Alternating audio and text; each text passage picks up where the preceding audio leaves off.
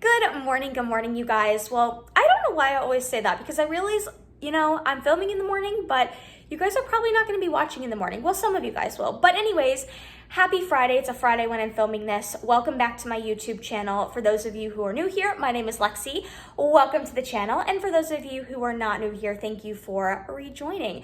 I will put my Instagram up above. I would love to connect there if we are not already connected. But I am excited for today's video because, this week I've really been thinking, like, what do I want to film for YouTube this week? Because I try to do weekly uploads at the very least. Sometimes I do them a little bit more frequent, but if anything, you can always expect a video from me every week. So I was really thinking, like, what do I want to film on this week? And what really jumped out to me, because I've been getting some questions about it, is I really want to talk about how to set up and how to have an efficient and a successful improvement season or a successful time away from stage. So little backstory, I am a competitor for those of you who are new here in the sport of bodybuilding. I competed 13 months ago, and this week I actually posted on my Instagram, I posted a side-by-side of my progress so far, and I had some people that were like, how you've made it look so easy, like how have you done it? And I'm like, well, first off, believe me, I've had my tough moments for sure, but I was really thinking, why don't I make a video talking about how, to have a successful improvement season, and also just how to be successful in your improvement season. And also I want to talk about, just some pieces of advice I would give you guys and some things I've implemented in my own improvement season.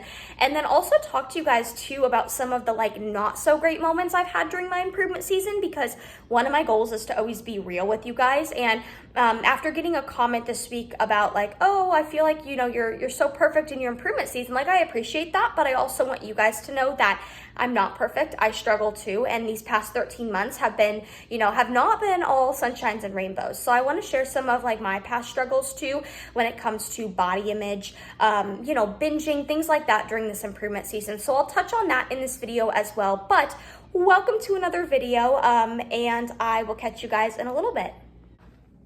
Okay, you guys, so as I'm prepping to do my cardio on my Peloton bike, I wanted to give you guys my first piece of advice for having a successful transition into your improvement season post-show. So, I also want to make note that you can apply these tips I'm going to give you guys in a way if you're not a competitor, but you're just, transitioning from a fat loss phase to a reverse diet or a fat loss phase to a building season.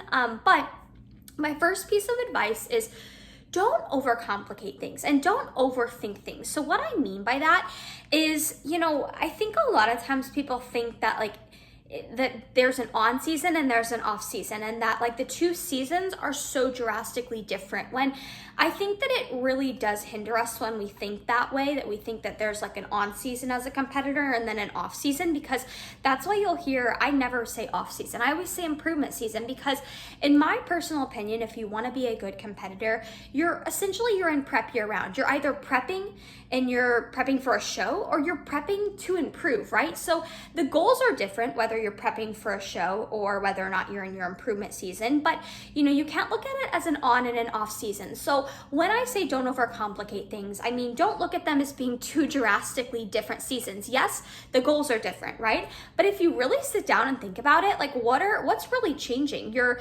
routine should probably stay the same. You're still going to be watching your diet. You're still going to be training. All of those basic fundamentals are going to stay the same. The biggest difference are going to lie in your goals at the time, whether it's to lose fat during prep or in an improvement season to build muscle, and your food amount, right? And your cardio amount. So for me, I'm doing way less cardio than I was doing at the peak of prep, and I'm eating a lot more, but I'm still tracking my macros. I'm still doing my cardio. I'm still training, right? So I'm still doing all those basic things that I was doing in prep. So I think you have to switch your mindset into remembering it's not like it's a drastic change.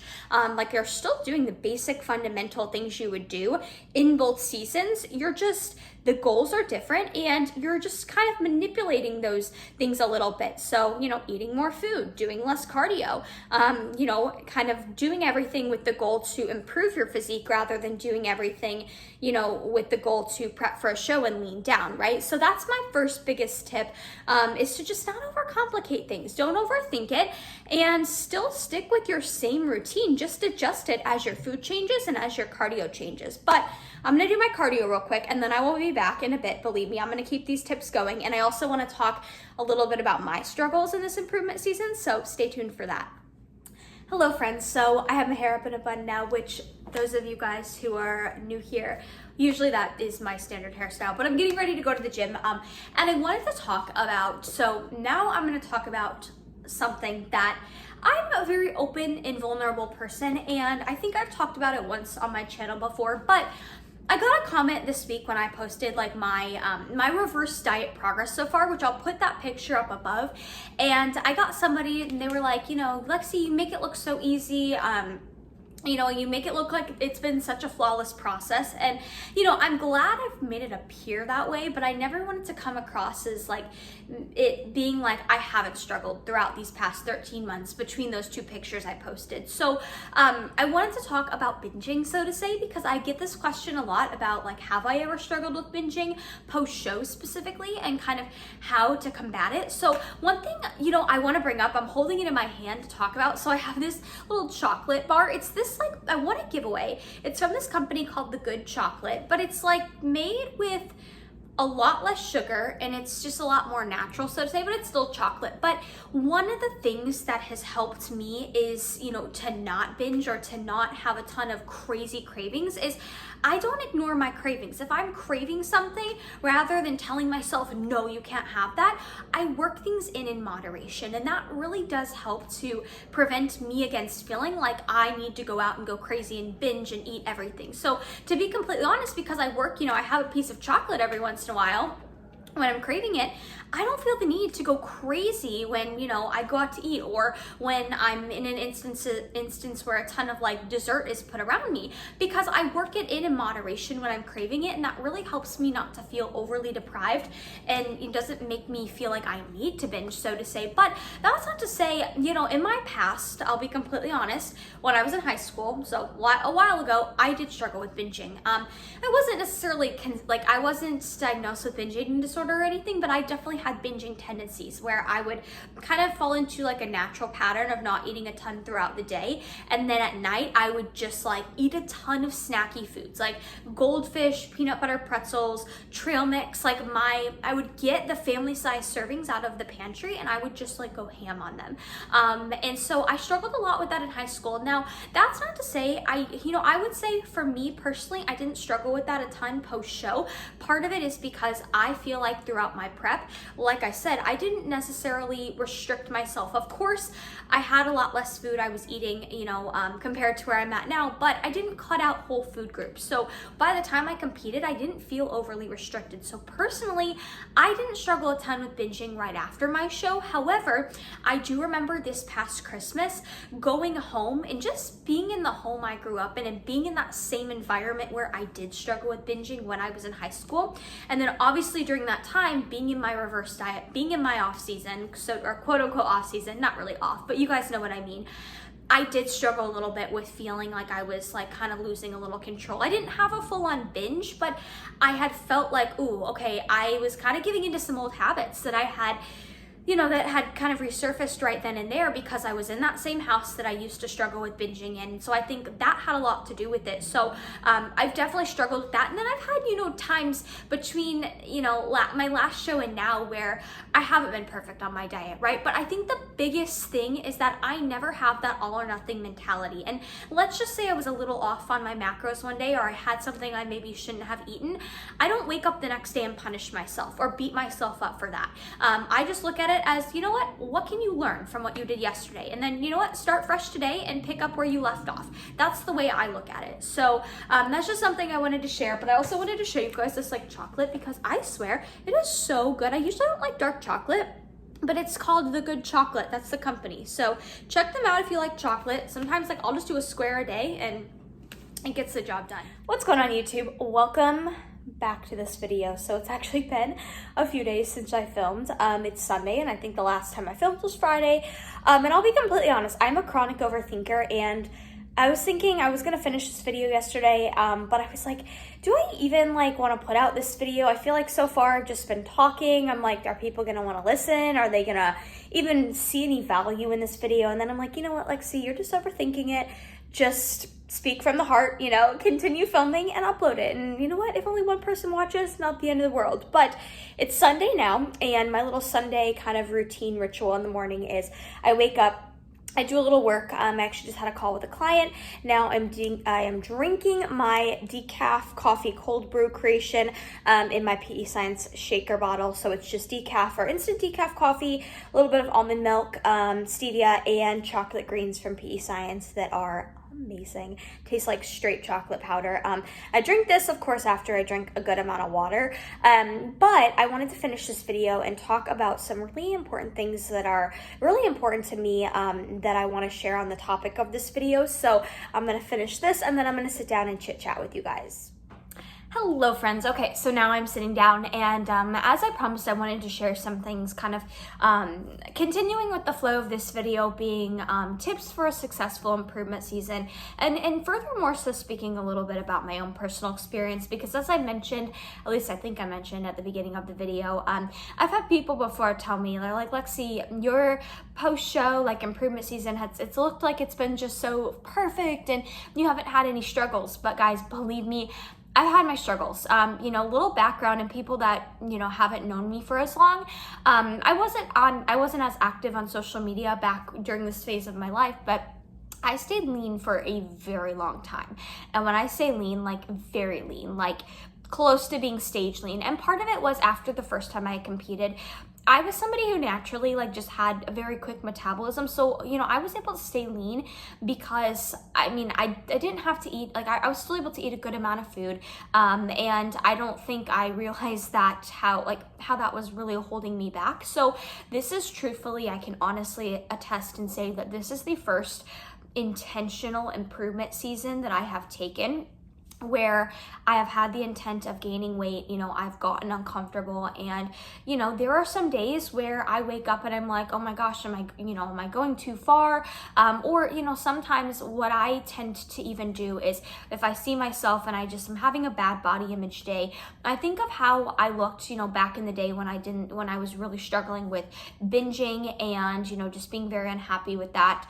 And I'm always, you know, reminded of like, I don't want to look that way I did, you know, when I was struggling with binging because A, I didn't love the way I looked at that time, but B, it was a really tough time in my life, a very dark time, so to say.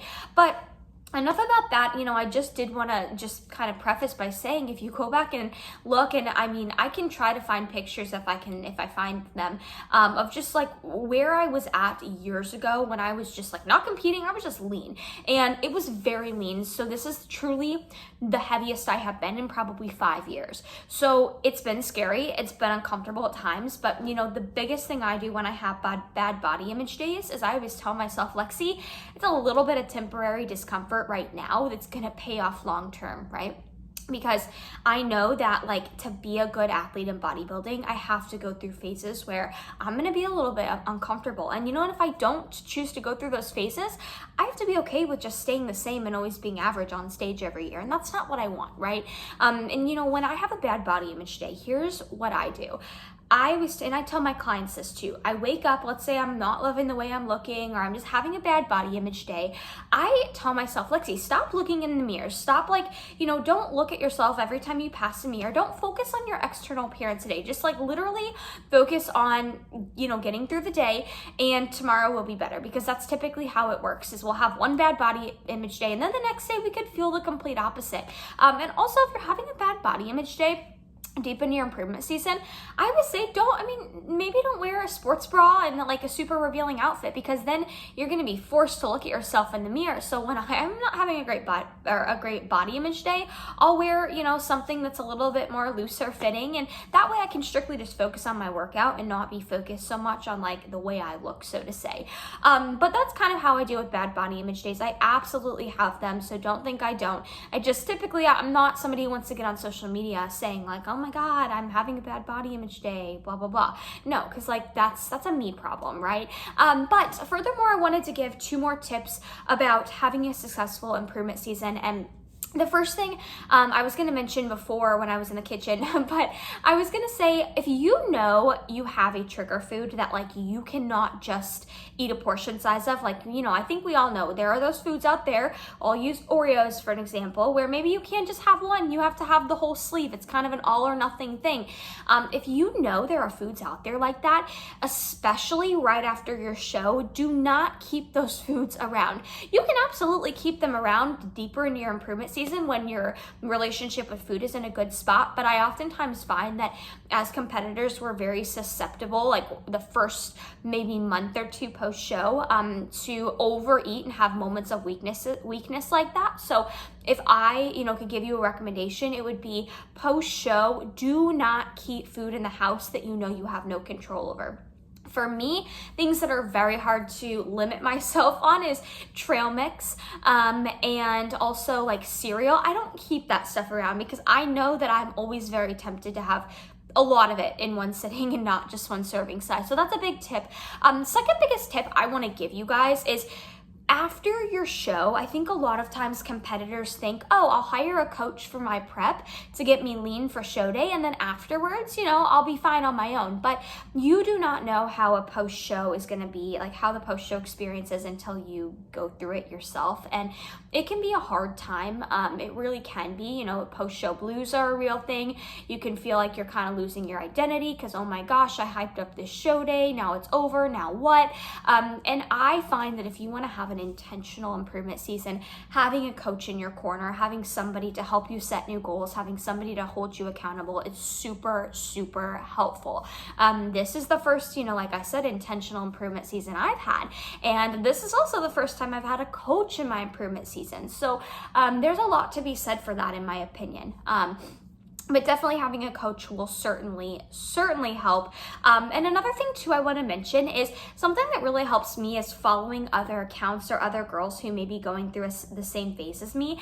So for example, I want to shout out my friend JoJo. She has a YouTube channel, so I'll put it in the description box below. I'll also put a picture of her up here, a picture of us together. But she's amazing, she's fabulous, and she's actually really, she's new into her improvement season. So her last show was in July, I believe, and she is endeavoring her improvement season now. So she's going to be posting a lot of content on her improvement season. So I think it's really helpful sometimes to follow other girls who are in the similar phase as you, just to realize, hey, I got this. I'm not alone.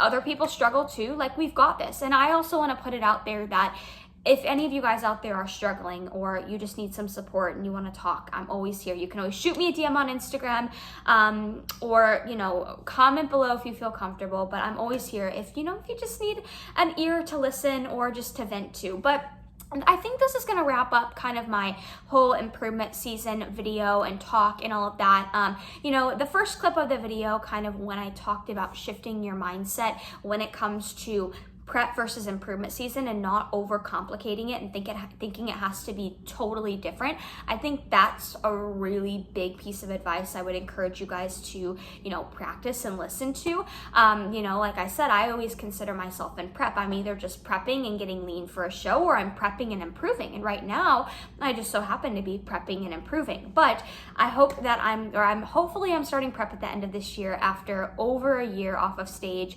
with the intention of building. I think I'm ready to start prep at the end of this year. So exciting stuff to come, but I hope you guys enjoyed this video. Again, check out JoJo's channel if you want more improvement season content. And if you guys enjoyed this video, please give it a thumbs up. Share it if it was helpful. If there's other competitors out there that you know that could benefit from watching this, I would love if you shared the video with them. But I hope wherever you guys are at in the world, you're having a phenomenal day, and I will catch you guys in the next video.